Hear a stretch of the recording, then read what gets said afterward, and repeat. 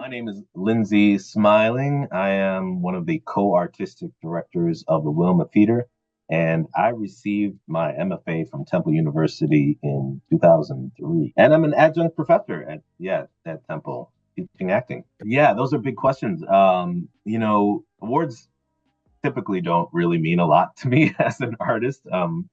Actually, and but this one feels a little bit different because this award is for what the Wilma Theater as a whole is doing. And so it's a whole body of work. And that means that everybody who's really been a part of help build this organization has a piece of this Tony.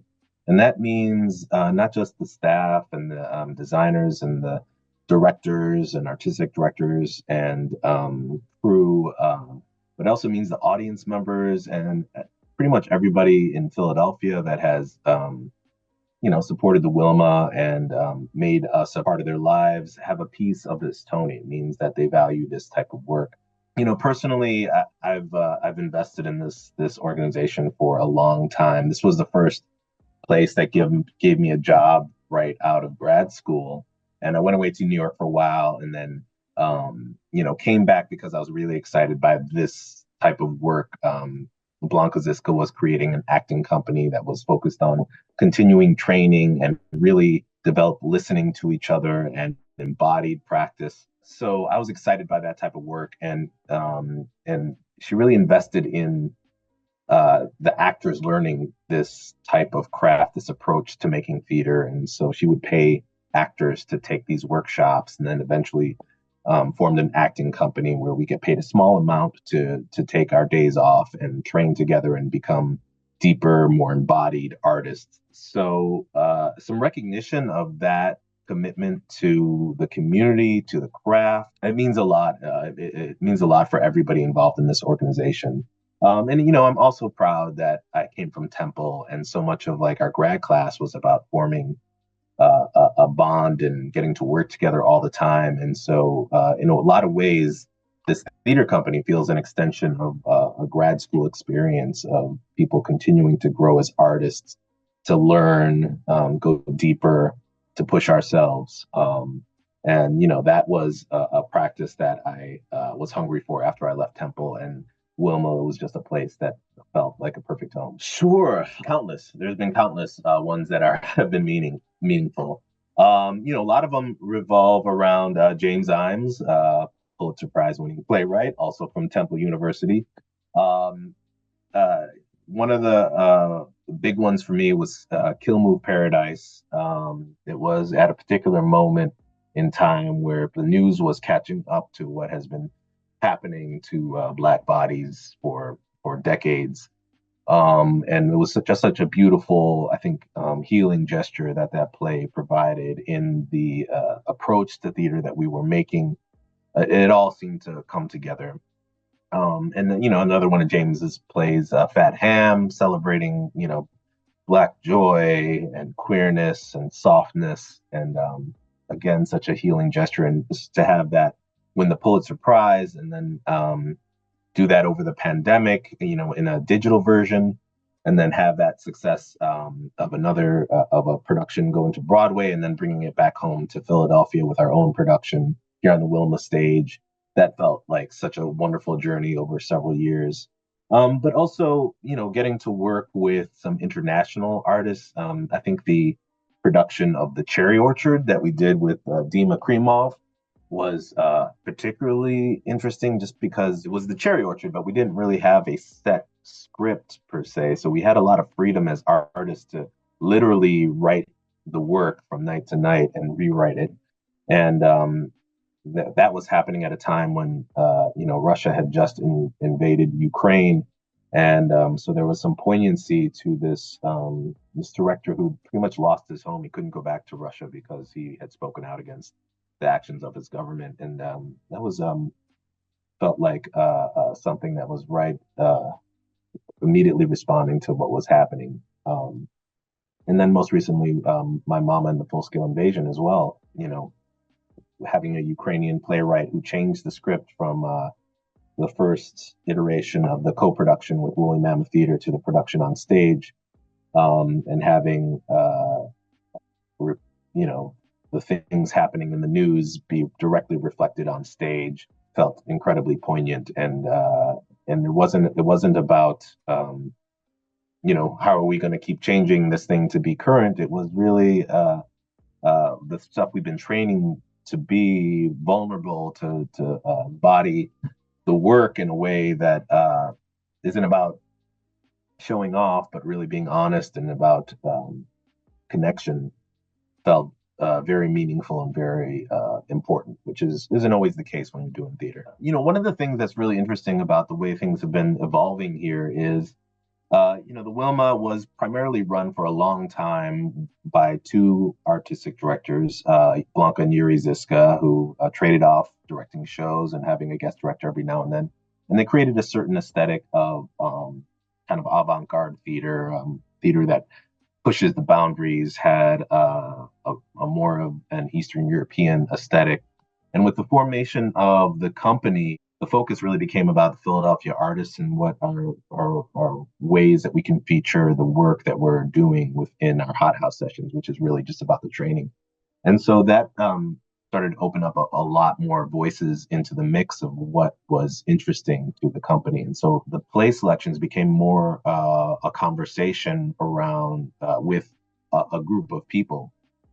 So Blanca would often, bring in plays and we'd read them and discuss them in Hot House. And I think that changed what what material and what lens we were using viewing plays in. And then added to that, when we went into the shared leadership model with two other co-artistic directors, or three other co-artistic directors joining the mix, it became even more of a wide open discussion. And so I think what you get now is a wide variety of styles, of voices, of perspectives of what happens on a stage, and still embracing the quality of this kind of embodied, visceral theater that Eastern European theater is known for, mixed with all of the perspectives of what our contemporary Philadelphia feels like. So I made it a point to advocate for the Hot House having the demographics that,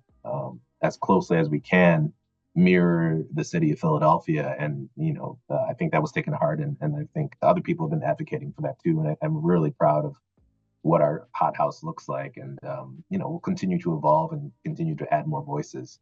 But that kind of horizontal structure of having all these voices in the play selection, it takes a bit longer to get to a consensus, but I think it's a much richer and fuller season that we've come up with. Yeah, I mean, as I said before, this is an award. I mean, it's Wilma's receiving it, but it's really for Philadelphia arts, because I mean, there's so much of, the Hot House is all over Philadelphia and other venues, and we're certainly not the ones that created any of these artists. They were all great artists before joining the Hot House company, and have their hands in many different theater companies as well. But I really think the Philadelphia theater scene has flown under the radar for a long time. And before, when I would talk, that I'm from Philadelphia, or I'm living in Philadelphia, and the theater scene is great, people are often really surprised. So hopefully we'll have more people visiting theater, interested in the work that's happening here. I just think we have such a wide variety of wonderful theaters here in Philadelphia that offer a wide range of theatrical experiences and points of view, and it's really a rich scene. So I hope that us bringing home this Tony will just bring more activity to the whole theater industry in the city. I mean, Blanca Ziska was a really instrumental in the formation of how I view art, how I view theater, the approach of having process driven work, not being focused on how an audience will receive it, but being focused on having some integrity and honesty and introspection and collaboration, and being in performance community with people, to dare to have real interactions. That was probably my biggest influence, was working with Blanca Ziska, and I've worked with her the most, more than any other director. I've worked with Blanca, and she's had a profound influence on me. Several other directors, though. Only got a chance to work with her once, but I did a show called Mojo Maceso with the Hansberry Project out in Seattle, and I don't know if she knows it, but Valerie Curtis Newton was one person that really put a charge in me to do work that was more socially conscious, work that wasn't just about entertainment, work that uh, went beyond having a pleasurable experience, but really was trying to affect people and get people to think about the world and digest theater. And I have such a tremendous respect for her. And she's on the West Coast, so I haven't got a chance to work with her since then. But I would say those two women have kind of formed my artistic perspective of theater and what it's possible of. I'm directing this play, The Half God of Rainfall, which is really more of an epic poem.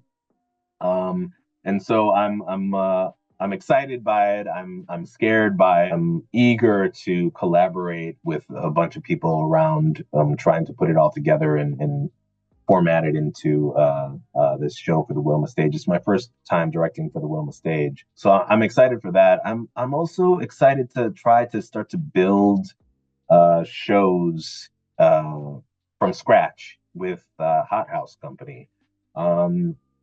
We don't have anything yet, but it's certainly something that's on my mind. We have such a wide array of talented, not only actors, but directors and writers that are all part of the Hot House company that are known primarily for acting and, choreographers. And they have all these other skill sets. And I'd love to find a way to have something that is generated from within the acting company. And so I'm eager now with my kind of position as artistic director of Wilma Theater to bring that to fruition. Yeah, you know what? I don't know if it's something I do, but I will say that I have a 18-month-old boy right now, and he alone keeps me inspired and keeps me on my toes and keeps me aware, keeps me grounded.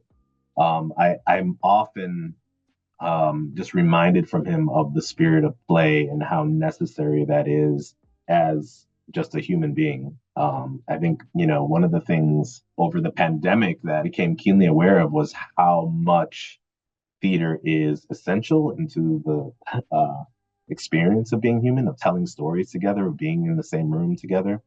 And, having this small human discover things for the first time, it inspires me of how to approach the work, how as if it is for the first time, which is always the enigma for acting, is how do you do something as if it's for the first time. And he walks down the road in my neighborhood in Mount Airy, and he will always stop and smell the flowers, even though he's done it every time we've gone outside. And I'm continually inspired by his discoveries and his adventurousness and his curiosity with every single day. And I guess the one thing I'll say is, we touched on it earlier, is that Philly's got a great theater scene and underappreciated, and I think this Tony is going to bring people from outside the city. So hopefully, people within the city can call first dibs and get those tickets before everybody from out of town comes in and snatches it up, and before you know it, people are boxed out from not being able to see some shows. Go Owls, man.